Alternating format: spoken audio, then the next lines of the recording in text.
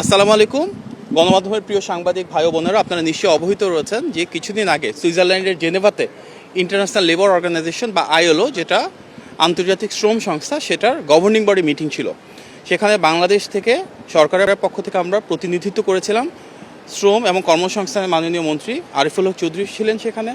এর পাশাপাশি আমাদের মন্ত্রণালয়ের গুরুত্বপূর্ণ কর্মকর্তাবৃন্দ ছিলেন এবং আমি ছিলাম। সেখানে গিয়ে আমরা অত্যন্ত আনন্দের সাথে দেখতে পেয়েছি যে বাংলাদেশে যে অবাধ, সুষ্ঠু এবং গ্রহণযোগ্য নির্বাচন হয়েছে, ত্রয়োদশ সেই জাতীয় সংসদ নির্বাচনে নির্বাচিত গণতান্ত্রিক সরকারকে বিশ্বের প্রায় প্রতিটি গণতান্ত্রিক রাজনৈতিক শক্তি যারা, তাদের ধারাবাহিকতায় প্রতিটি সরকার অত্যন্ত আনন্দঘনভাবে আমাদেরকে স্বাগত জানিয়েছে। আমাদের নির্বাচিত প্রধানমন্ত্রী, গণমানুষের নেতা জনাব তারেক রহমানকে প্রতিটি দেশ থেকে অভিনন্দন জানানো হয়েছে এবং আমাদের এই সরকারের সাথে একসাথে কাজ করার জন্য, সহযোগিতার জন্য আহ্বান জানানো হয়েছে। আমরা দেখেছি আইএলওর সেই গভর্নিং বডির মিটিংয়ে বাংলাদেশের বর্তমান সরকারের শ্রম বান্ধব যে নীতিমালা রয়েছে, শ্রমিকদের প্রতি যে দায়বদ্ধতা রয়েছে, সেটাকে সাধুবাদ জানানো হয়েছে এবং আহ্বান জানানো হয়েছে আমরা আমাদের যে কমিটমেন্টগুলো রয়েছে সেগুলো ইনশাল্লাহ কার্যকর করলে সারা বিশ্বে বাংলাদেশ হয়তো শ্রম বান্ধব নীতিমালার জন্য একটি আদর্শিক জায়গায় পৌঁছাতে পারবে। সেখানে আমরা আইএলওর যিনি মহাপরিচালক রয়েছে ওনার সাথে মিটিং করেছিলাম এবং ওনাকে আহ্বান জানিয়েছি ইনশাল্লাহ জুন মাসে আইএলওর মহাপরিচালক বাংলাদেশে আসবেন এবং তিনি আমাদের মাননীয় প্রধানমন্ত্রীর সাথে ইনশাল্লাহ দেখা করবেন। আমরা ইন্টারন্যাশনাল টেলিকমিউনিকেশন ইউনিয়নের সাথে দেখা করেছি, যেটি জাতিসংঘের একটি সংগঠন।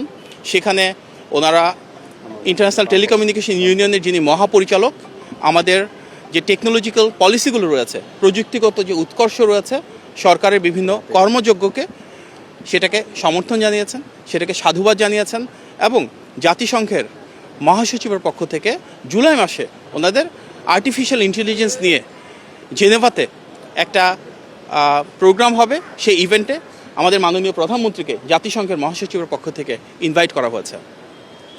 আমরা আইএলওর সেই গভর্নিং বডির একটা পর্যায়ে সৌদি আরবের সাথে দ্বিপাক্ষিক মিটিংয়ে অংশগ্রহণ করি। সেখানে ওনাদের হিউম্যান রিসোর্স মিনিস্ট্রির একটা প্রতিনিধি দল ছিল মন্ত্রীর নেতৃত্বে। সেখানে বাংলাদেশ থেকে কিভাবে সৌদি আরবে আরও বেশি দক্ষ এবং যোগ্য শ্রমিক আমরা পাঠাতে পারি, আমাদের যেসব টেকনিক্যাল ট্রেনিং ইনস্টিটিউট রয়েছে সেখানে কিভাবে একসাথে কোলাবোরেশন বাড়াতে পারি, আরবি ভাষা শিক্ষার ক্ষেত্রে কিভাবে সৌদি আরবের যে কারিগরি উৎকর্ষ রয়েছে সেটাকে আমরা ব্যবহার করতে পারি, এই ধরনের দ্বিপাক্ষিক সম্পর্ক উন্নয়নে আলোচনা হয়েছে। এবং আমাদের মূল লক্ষ্য বাংলাদেশ থেকে সৌদি আরবে যে জনশক্তি রপ্তানি হয় সেটা আনস্কিল্ড, সেমি স্কিল্ড এবং স্কিল্ড প্রত্যেকটা ক্ষেত্রে আরও কীভাবে বাড়াতে পারি। আমাদের মূল উদ্দেশ্য এই গণতান্ত্রিক বাংলাদেশে যেন আমাদের যে তরুণীরা রয়েছেন, যুবক রয়েছেন, যুবতীরা রয়েছেন, ওনাদের দেশের ভেতরে, দেশের বাইরে আমরা ব্যাপক কর্মসংস্থান সৃষ্টি করতে পারি। সেজন্য ওনাদেরকে দক্ষ এবং যোগ্য হিসেবে গড়ে তোলার জন্য আমাদের মাননীয় প্রধানমন্ত্রী যেভাবে তৃতীয় ভাষার উপর গুরুত্ব আরোপ করছেন, সেই ভাষা শিক্ষার মাধ্যমে ওনাদেরকে সারা বিশ্বের জন্য একটি রোল মডেল কান্ট্রি গড়ে তুলতে পারি জনশক্তি রপ্তানিতে। সেই জন্য সৌদি আরবের সাথে আমাদের আলোচনা হয়েছে।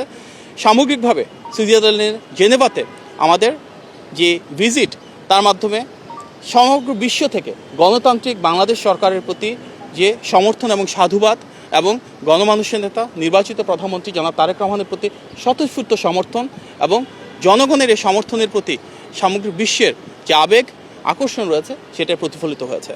আমরা বিশ্বাস করি শ্রমবান্ধব নীতিমালার মাধ্যমে মাননীয় প্রধানমন্ত্রীর নেতৃত্বে ইনশাল্লাহ আমরা শ্রম অধিকার সেভাবেই সুরক্ষিত রাখব এবং নিশ্চিত করব যে আগামীর বাংলাদেশে শ্রমিক, মালিক সবাই কাঁধে কাঁধ মিলিয়ে এই দেশটাকে সামনের দিকে এগিয়ে নিয়ে যায়। আপনার সবাইকে অনেক ধন্যবাদ। আসসালামু আলাইকুম।